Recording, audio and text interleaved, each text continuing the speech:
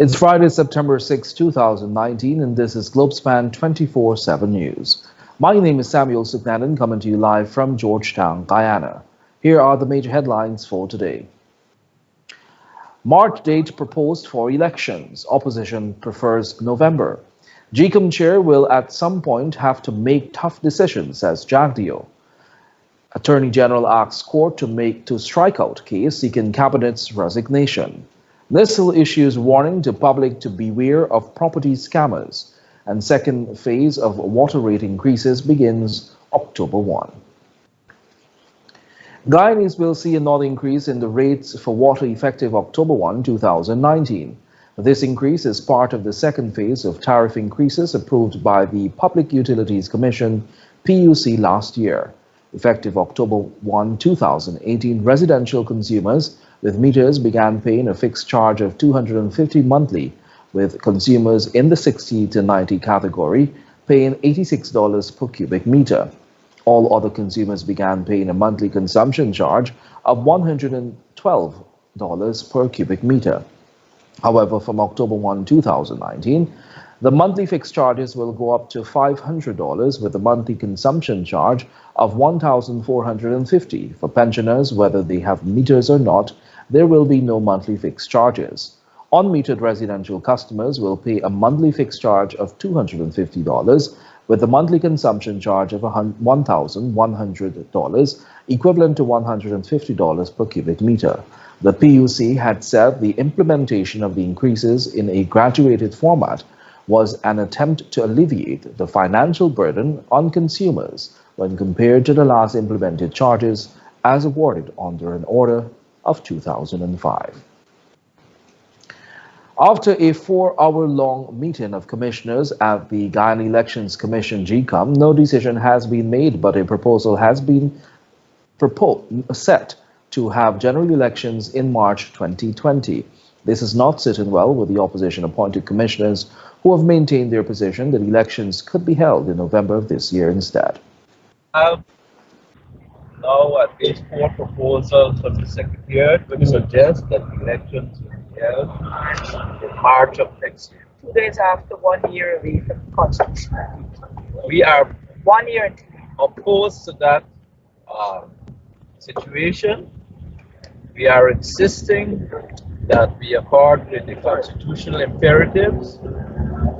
We advise that the house registration is incomplete, it's aborted, and that there should only be minimal use of data from the house registration to identify persons who are first-time registrants for addition to by a process with the political parties and scrutineers to allow for a process for the addition of those first-time registrants who should not be much into a database during a claims and objections period. And that will completely shorten the time period required for an election, and that election could hopefully be held no later than mid to late November. Meanwhile, government-appointed Commissioner Vincent Alexander said that he and his colleagues are not opposed to the proposed timeline for elections to be held in March 2020. We are looking at internal production based on procurement. If you get it from how long it That will be reported on. It's not yet. So what number are you looking at? Number of what? As many as there are.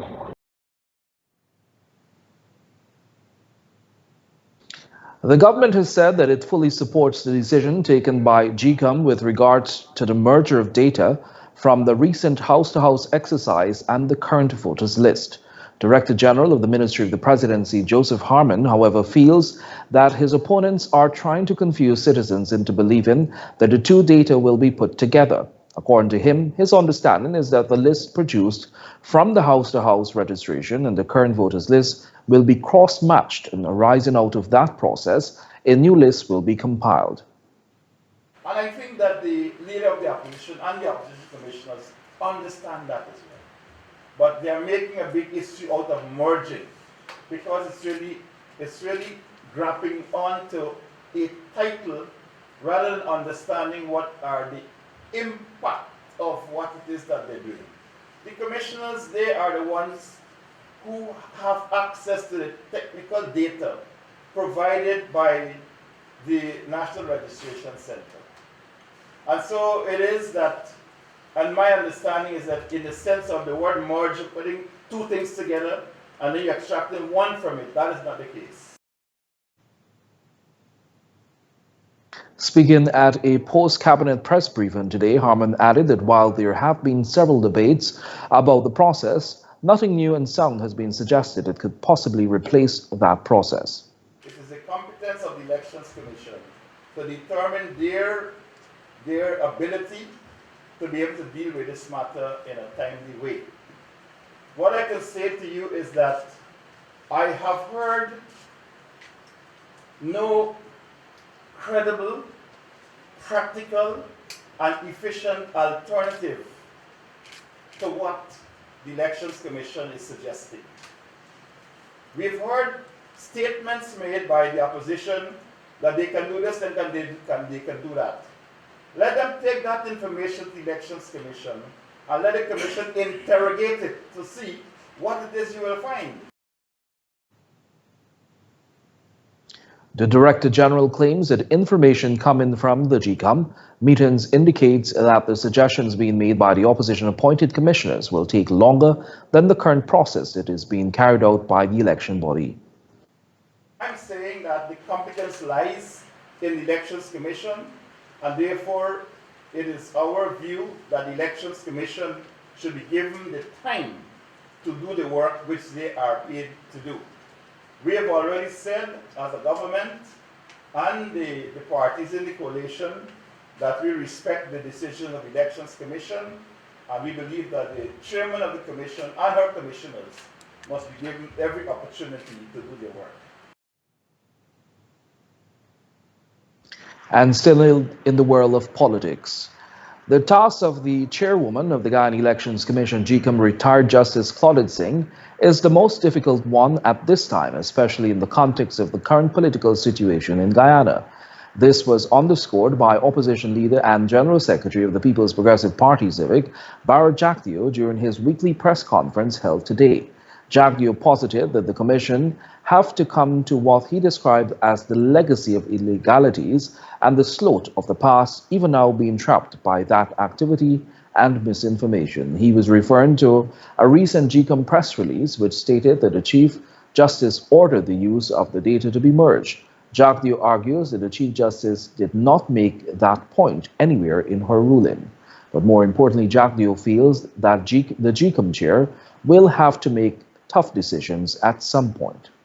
I'm trying to picture the job of the chairperson. So I have three commissioners who come to a meeting all the time seeking to delay, to push timeline. And then my technical advisors, who should be the secretariat, keep putting before me proposals that push the elections into next year. And so it must be very difficult for her to find an accommodation, because I'm sure maybe she doesn't want to dismiss their concerns just like that. But she also said, and I saw the statement that came out after the meeting with the private sector from the commission, that she has a role. She will try to hold elections in the shortest while possible, and also that the Constitution is important. So at some point in time, she'd have to make the tough decisions. At some point in time, the tough decision, which is that we're going to respect the Constitution and stop the prevaricating by the commissioners on the other side to delay things. Every meeting is about extraneous things. When we meet again, the secretariat then gives her, and she has to say to the secretariat, we're getting this done by this date. You better go and work now to ensure that the timelines fit in. You get it done. Jagdeo says if GCOM could have accelerated the house-to-house registration process even when it was deemed illegal, then they could get the claims and objections period going. If they put their mind state, they can get things done quickly. They can get things done quickly without compromising quality either. So at some point in time, she has to say that. I respect the Constitution, I respect the ruling of the court. Elections should have been held since March. We're getting ready for elections. The apex court said GCOM must respect the Constitution too, and we're getting this done by this date, this month, and you go back now in the Secretariat and bring me a proposal for this. Because if he relies on the tree and the GCOM all the time, or the Secretariat, if they're part of the plot, then you never have something for discussion that is meaningful and that respects the Constitution. And in other news, a 25-year-old man of St. Ignatius Village, Central Rupununi, is in police custody following his arrest and the finding of a CZ 7.6 semi-automatic pistol along with a magazine and 8.32 live rounds on Thursday, September 5, 2019, at about 13 hours 50 at Mir Zorjan Public Road on the west bank of Demerara. The suspect was in a motor car when he was intercepted by a police anti-crime unit patrol. He is in custody pending charges. We'll take a short break. Do stay with us. We would like to ask all of our faithful viewers to kindly like and follow Globespan 24x7 Facebook page and subscribe to Globespan 24x7 YouTube channel to receive up-to-date notifications of when we are live. Globespan 24x7 has vacancies for full-time positions such as reporters, newscasters, and news editors. Persons serious about joining a new and dynamic news team are asked to send their application to careers@globespantechnology.com. This newscast is brought to you with the kind compliments of Travelspan GT, with locations in Georgetown and Berbice. For all your travel needs, call Travelspan GT at 327-1701, located at Lot 3A North Road, Georgetown, between Camp and Wellington Street. In Rose Hall, call 337-4287, and in New Amsterdam, call 333-6230. Call Travelspan today.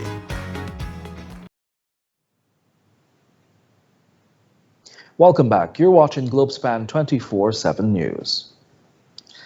The National Industrial and Commercial and Investment Limited (NISIL) is appealing to the general public to beware of scammers posing as officials of NISIL. This warning comes in the wake of several reports of NISIL's properties being sold allegedly by persons claiming to be brokers of NISIL. NISIL's acting chief executive officer, Colvin Heath London, said that over the past several days, a number of persons with criminal intent have been approaching unsuspecting persons claiming to be in authority, thus authorized to sell a number of properties belonging to NISIL.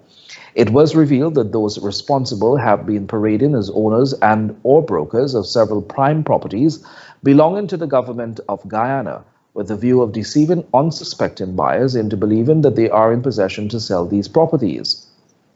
Open quote, "I would like to warn persons in and out of Ghana to be on the lookout for persons posing as owners and or brokers claiming to be in a position to sell these assets," end quote, Heath London said in a statement. NISIL has declared that no property and or assets belonging to NISIL can be sold without the authorization of its CEO or board of directors. NISIL is urgently appealing to unsuspecting buyers to be on the lookout for persons who are seeking to scam them of their hard-earned monies. Attorney General Basil Williams today filed proceedings in the High Court to block the legal challenge mounted by Attorney Anil Nandlal against the government, which is seeking an order compelling the cabinet, including the president, to resign based on the vote of no confidence in the parliament. Here's that report.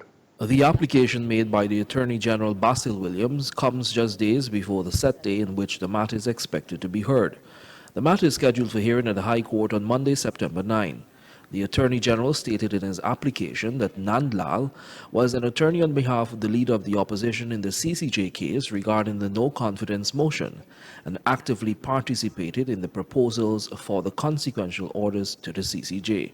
According to him, one of those proposals was for the President and the Cabinet to immediately resign and vacate office, but the CCJ refused to make such an order and clearly outlined that the Cabinet and President remain in office, but as a caretaker government. Williams further argued that the CCJ made it clear that Article 106(7) of the Constitution also envisages the constitutional players extending the time for holding of elections. The Attorney General feels the court is being asked to adjudicate on an issue that the final court, the CCJ, has pronounced upon, and as a consequence, the point is moot and clearly academic and a wanton abuse of the process of the High Court. In his application, Nandlal is also seeking an order restraining the cabinet inclusive of the president from meeting, making decisions as or performing the functions of cabinet. Nandlal has maintained that the court ruled that a no-confidence motion was properly passed and that upon the passage of that motion of no confidence in the government, the clear provisions of Article 106 immediately became engaged. Given that Cabinet has not resigned, Nandlal said government is in breach of the Constitution and the court has an inherent jurisdiction and a constitutional duty to grant appropriate remedies whenever the Constitution is likely to be contravened, as in this case, he claims. For Globespan 24x7 News, I'm Samuel Suknandon.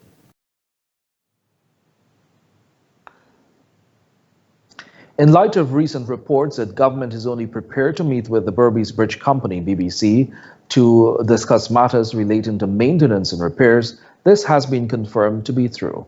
Director General of the Ministry of the Presidency, Joseph Harmon, told the local press today that the government holds the same position posited by Public Infrastructure Minister David Patterson. In a recent social media post, Patterson said that he will only meet with the Berbice Bridge Company to discuss maintenance and repairs and not the sale of the bridge to the government. I believe the minister has said that he is prepared to meet with the Berbice Bridge Company with relation to maintenance and repairs to the bridge. I think what they have done, they have actually given an extensive coverage to the fact that the minister said he will not meet on any other matter, because these are what you call sub judice. These are matters which are before the court. He has said that he's going to meet on maintenance and repairs to the bridge because these are important to the people of this country. And any matter which affects the ability of our citizens to move from one region to the next, from one community to the next, are matters which must concern the ministry because they are the persons responsible for public infrastructure. And so I think that the ministers clarified that, and I think that the minister has spoken on behalf of the government.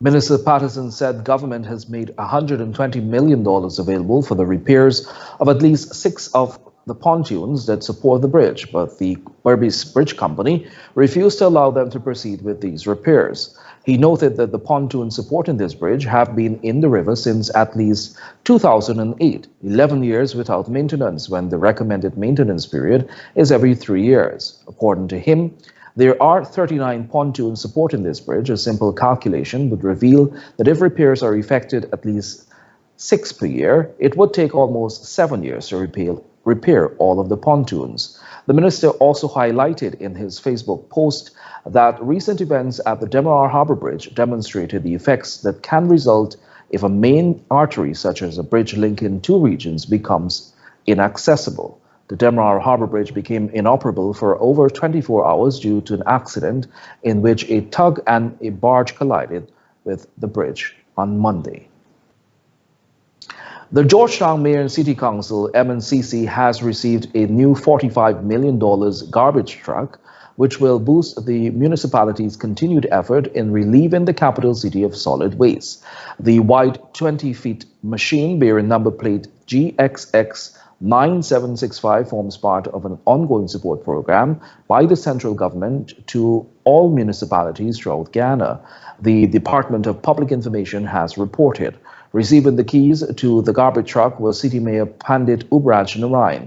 He welcomed the gift and assured that the garbage truck will be used to improve the lives of residents. Open quote. I'm grateful to the Ministry of Communities and central government for this wonderful machine, which will be of great benefit not only for the City Council, but most importantly the citizenry of Georgetown. End quote. On the other hand, Communities Minister Ronald Bolkand urged the mayor and his team to ensure that proper systems and safeguards are established for qualified operators and maintenance. Workers attached to the Rose Hall Town today down tools over the non-payment of salary increases for the year and said they will continue their protest action until their demands are met. The workers' strike has affected many vendors who were not given permission to enter, as the security detail reportedly kept the gates to the municipal market locked. No official from the town council has responded to the situation, nor has offered a comment to the media in Berbice. We will give you an update of that story in a subsequent newscast. We'll take it on the short break. Do stay with us. TravelSpan is pleased to announce special fares from New York to Guyana for Christmas.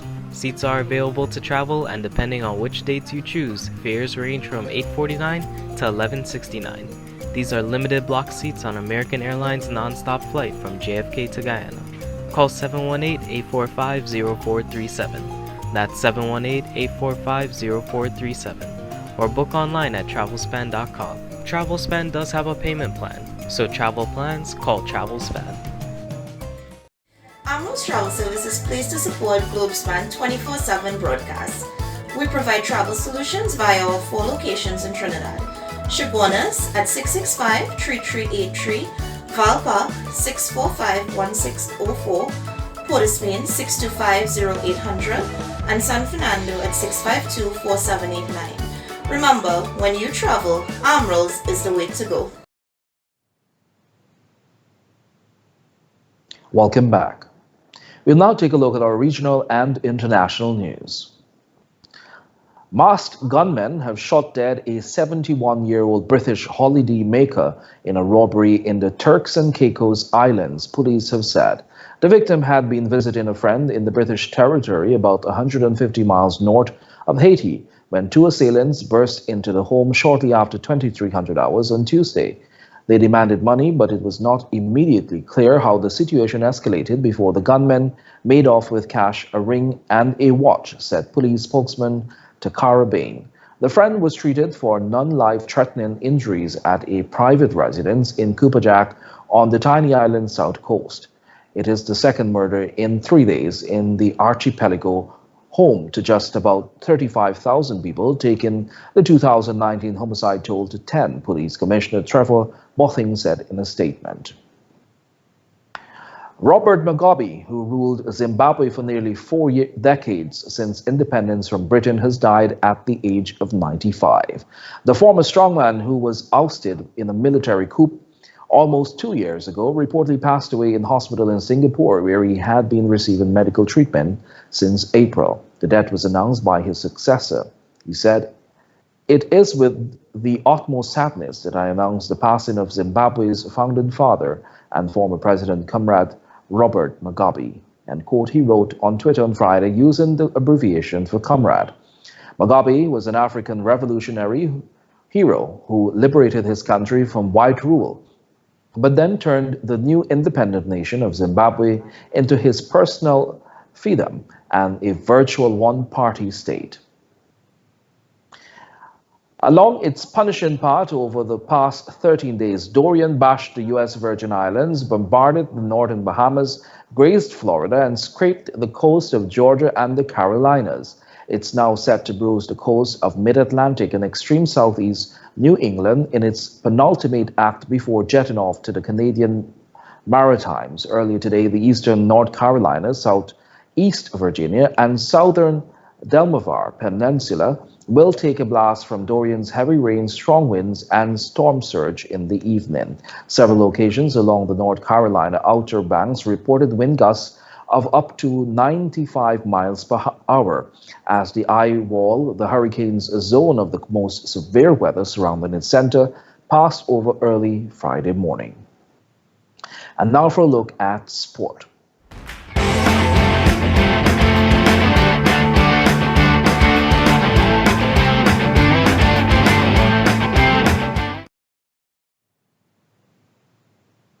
It was a nail-biting finish for the Ghana Amazon Warriors fans in the first match yesterday at the Ghana National Stadium, Providence, against the St. Lucia Zouks. A player of the match performance by Chris Green and some brilliance by Kimo Paul, Shadab Khan and Romario Shepherd led the Warriors to a 13-run win.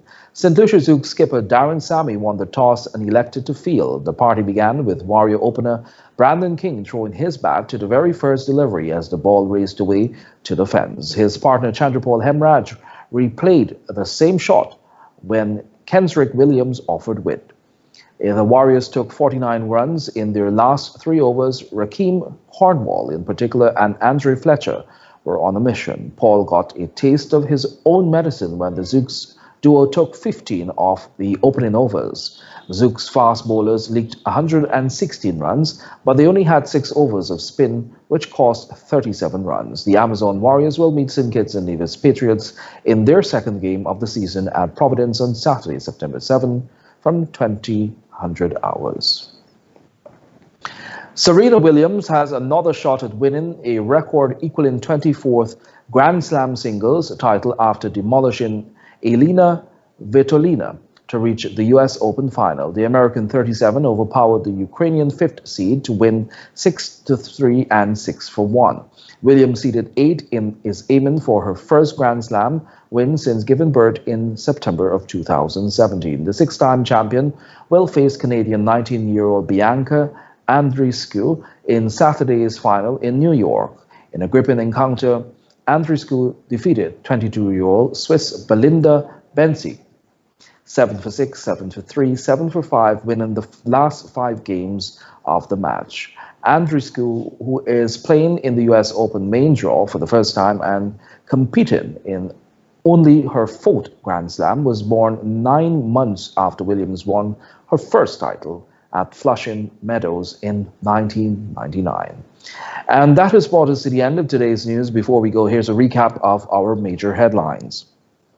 March date proposed for elections. Opposition prefers November. GCOM chair will at some point have to make tough decisions, says Jack Dio. Attorney General asks court to strike out case seeking cabinet's resignation. NISL issues warning to public to beware of property scammers, and second phase of water rate increases begins October 1. Thanks for watching Globespan 24x7 News. On behalf of myself, Samuel Suknandan, the news and technical team, until next time, do have a pleasant rest of the evening. Goodbye for now.